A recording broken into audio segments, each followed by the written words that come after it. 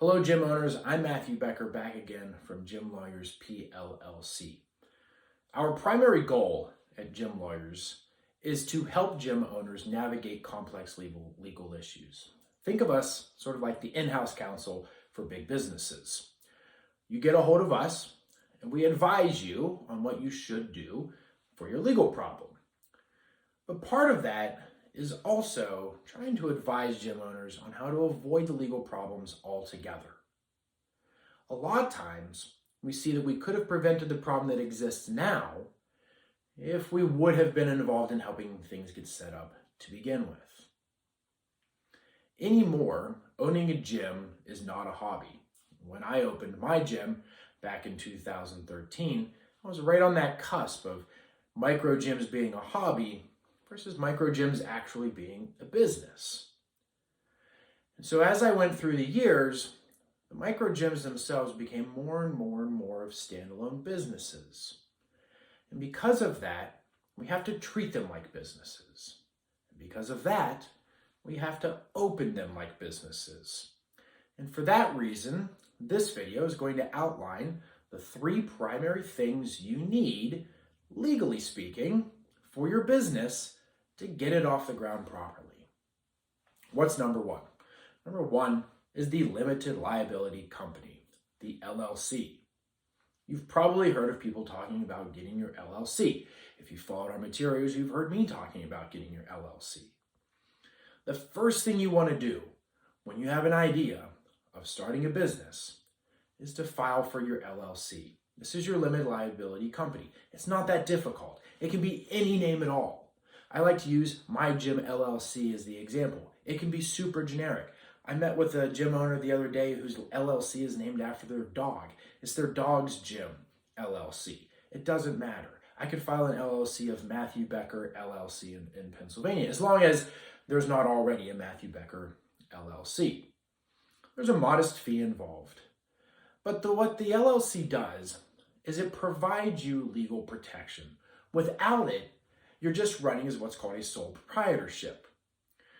And if somebody comes to your business without an LLC as a sole proprietorship and they have a problem, you are the one that is on the hook for that problem, right? They can get at your personal bank accounts. They can get at your house potentially. They can get at your car potentially.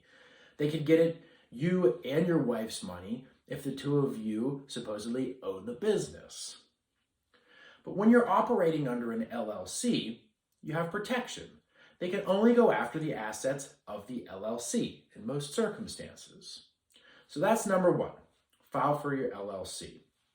Number 2, draft your operating agreement. This is perhaps the most overlooked piece of starting a business, especially if you're an individual. Because individuals think, well, I know what I'm going to do in my business. I don't need an operating agreement. Well, yes, you do. First off, your state probably requires it.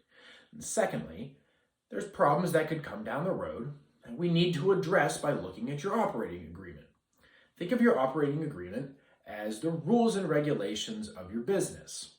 When you actually open up your brick and mortar location or your online location or whatever it is, you're going to have standard operating procedures. Your operating agreement, in some sense, is your standard operating procedures for how the business itself is going to run. What's the business structure? Is there a president, a secretary, a treasurer? If you have more than one owner, what were the capital contributions? Was the initial contribution enough to actually sustain the business? That could become a legal problem in the future. If you have 2 or more owners, then it just simply becomes a partner agreement. What happens when you want to add a partner? What happens when you want to remove a partner? These are all contained in the operating agreement and can avoid a whole lot of problems that can come up in the future. Number 3, your insurance policy. Sure, you know to get an insurance policy, but perhaps what you don't know is that all insurance policies aren't created equal.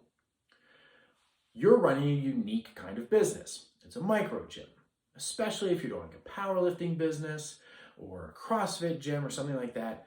A lot of them have very unique needs. And they're not going to be covered under the same insurance policy that your local insurance provider provides you to, say, the bookstore. Okay? It's not going to be the same policy. It's not going to cover the same things. You need a policy that's designed for micro gyms. We often recommend A-Guard or Affiliate Guard to help you provide that. Their prices are not going to be much different than what you're going to find for the local guy, and they're going to protect your kind of business. So if you're looking to start a business, make sure that you've got these 3 things. They're not that difficult.